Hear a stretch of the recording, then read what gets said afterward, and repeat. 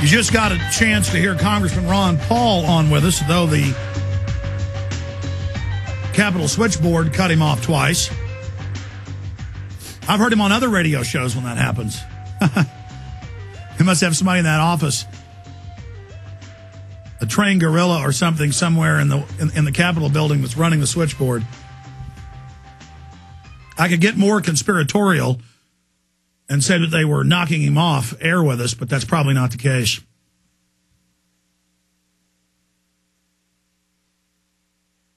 Let's go ahead and take some phone calls right now. We got this Economist coming up. I got a bunch of other news I want to hit as well. Plus, there's a video clip of Robert Kennedy Jr. on television talking about what vaccines are doing to people. And you've got all these Hollywood stars coming out. You've got even people like Bill Maher coming out against vaccines. You've got the founder of Smashing Pumpkins coming out against vaccines. You've got all these politicians coming out against vaccines. It shows how the media and the vaccine cult keeps telling us we're kooks, telling us we're liars, saying there's no mercury, saying it can't brain damage you, we're mentally ill.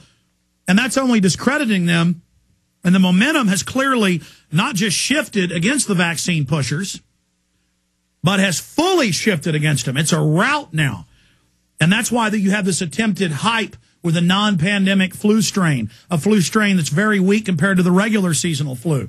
That's why you have this incredible hype. It's an attempt of them to say, you don't want shots? You want to break the precedent and the mind control that you've got to take the Gardasil shot and all these other vaccines and hepatitis shot? Oh, yeah, we're going to scare you. We're going to hype it. We're going to stage artificial scarcity of the vaccine and say we don't have enough of it, and stage events where we tell people come down and get the free shot, and then we don't have any of it to show people panicking. We're going to throw everything we've got at you to try to manipulate you, and it's not working. Again, the globalists are in trouble on every front. 75+% of Americans in Gallup polls want it abolished or audited. Over 90% of Americans want to get rid of NAFTA and GATT. Obama had to lie and say he was going to get rid of it to get elected. Now he says, I never said that. We have that in Fall of the Republic. A lot of good things are happening. We're going to go to your phone calls, but let's go ahead and play this Robert Kennedy clip right now. Here it is.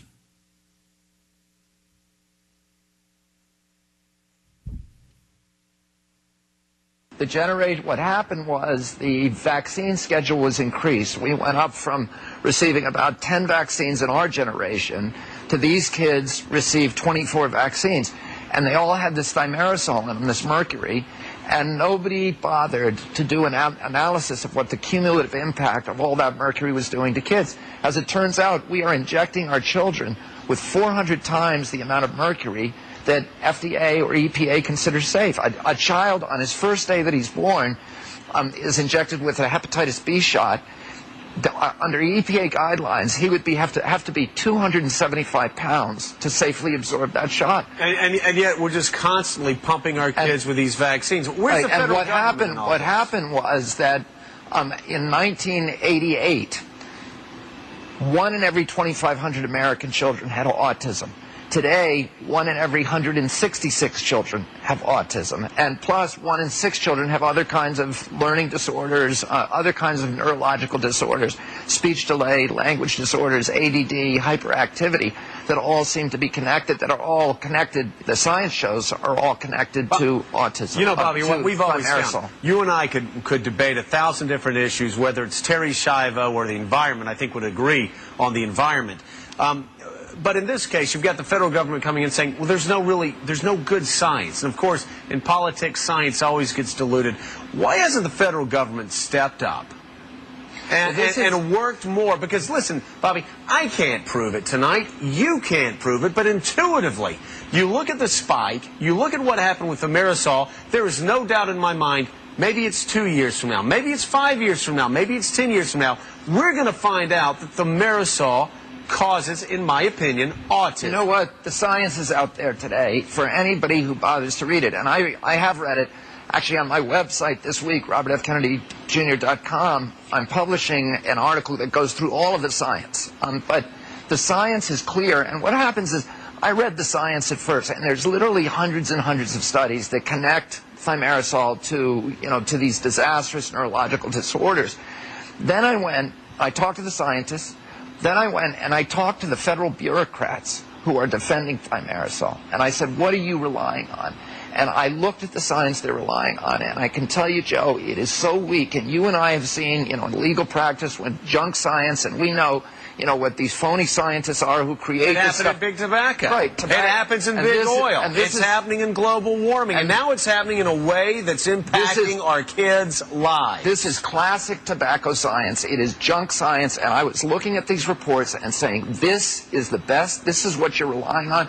They know it's fraudulent. Okay. And now we have the transcripts. Explain it to me, Bobby, okay? I mean, explain it to me. If that's the case...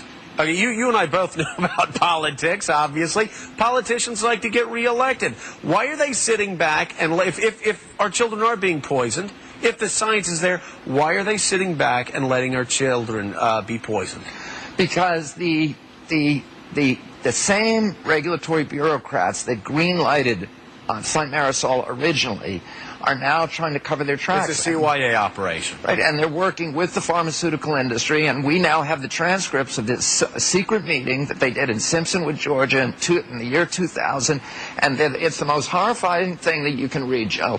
There are scientists there from the government who are reading the reports and saying, this is undeniable, there's no... Absolutely. What is Robert F. Kennedy Jr. talking about? In 2000, and it's happened several other times, Congressman used congressional power to force CDC to release secret documents to them. And then several congressmen who have brain-damaged children and grandchildren released it, even though they weren't supposed to. This was classified. And it was the heads of the CDC and the scientists saying, I wouldn't give it to my grandchildren or my kids. We've brain-damaged millions.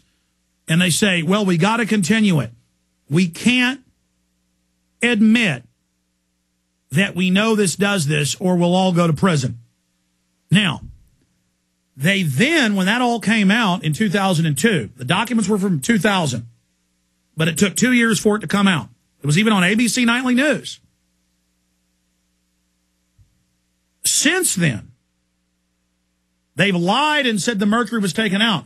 Ladies and gentlemen, under federal regulations, vaccine makers are supposed to, they don't always do this, make a small amount of non-mercury vaccines.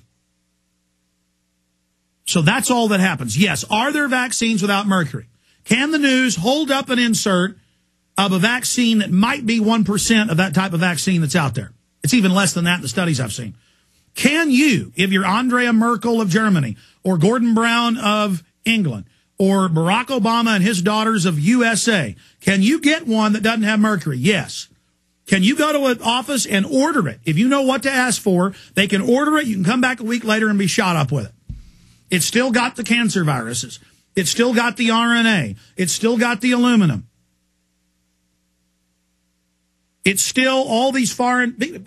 Because it's not just the viruses that are breeding up on caterpillar eggs and baby retinas and dog kidneys or monkey kidneys. That's the main things they use.